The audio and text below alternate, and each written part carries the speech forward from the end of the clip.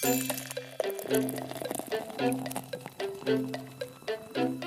this is Walt Smith on BlueMoonRisingTV, back for a special edition of Pep's introduction, glass half full. So without further ado, let's have a look at some of those comments. Got to try and say this with a straight face, folks. Alex Glover, the Manchester United fan. Who's Pep Guardiola?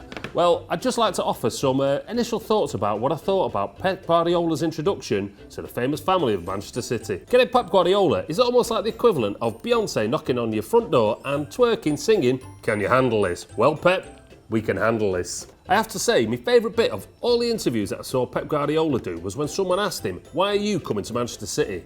Two-word reply, to learn. One of the main bits I thought did come across well in his interviews was this whole idea that he wants Manchester City as a club, as a fan base, as a team to work hard and work together. I have to say that some of our players could be in for quite a shock under Pep's regime. If you don't want to actually play for Pep and Manchester City and bleed blue blood for the shirt, I think you'll be shown pretty soon the exit door. Fair play to the club, they actually put on a free weekend for all us Blues so we could go along for the unveiling of Pep and also meet some ex-City players and legends. I don't know about you, but what I feel is Pep's actually the man to galvanise not only the players but the fan base as well. All that dullness washed away in one weekend. During the Noel Gallagher interview, and if you've not seen it, you must, Pep was proper giddy, and that giddiness, well, it's going to infect us all. The other thing that actually gets me, well, all Pepalicious, is the fact that I firmly believe that Pep's going to improve our squad and our team year upon year for the whole time he's here. The more that man can actually stamp his beliefs and ideas on Manchester City, the better our club will become. So let's make no bones about this. I believe we've got the best manager in the world. You may disagree. Write some comments below. Hey, but roll on next season. I know I'm giddy. Troll of the week this week has got to go to King Oliver Giroud. Ha ha ha ha, signing a 30-year-old. Your club is a joke.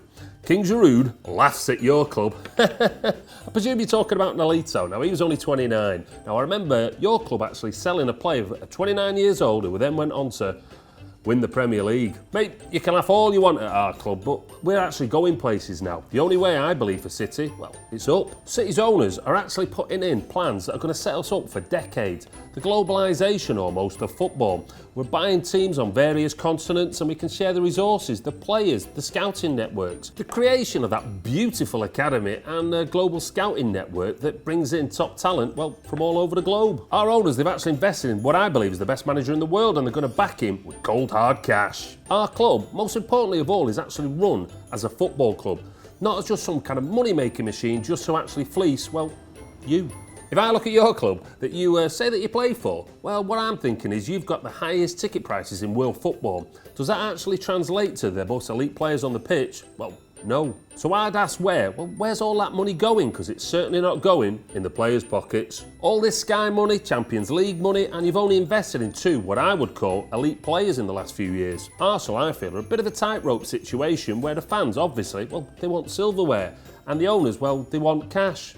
Your cash. Now, in no way is this a dig at, well, the Arsenal faithful. You guys are paying for caviar and frankly being served up, well, turkey twizzlers. Well, it's only the odd fan like yourself, Giroud, who seems to be dismissive of our club, calling us a joke, while in reality, your board is just simply ripping you off. It's just the odd fan like you, Giroud, who just comes on and says, well, our club's a joke, when in reality, your board is trying to fleece your whole fan base, well, dry. The people who run your club, well, they've been quite happy finishing fourth and qualifying for the Champions League each year, when in reality, the guys at our club who you call a joke would be gutted with second, third or indeed fourth place. Our owners, well, they seem to do something about the mistakes that they make at City and trying to rectify them.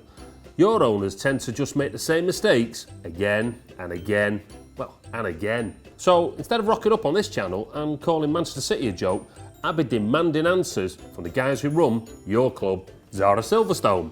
I wonder who Pep will bring in for Sterling and Hart.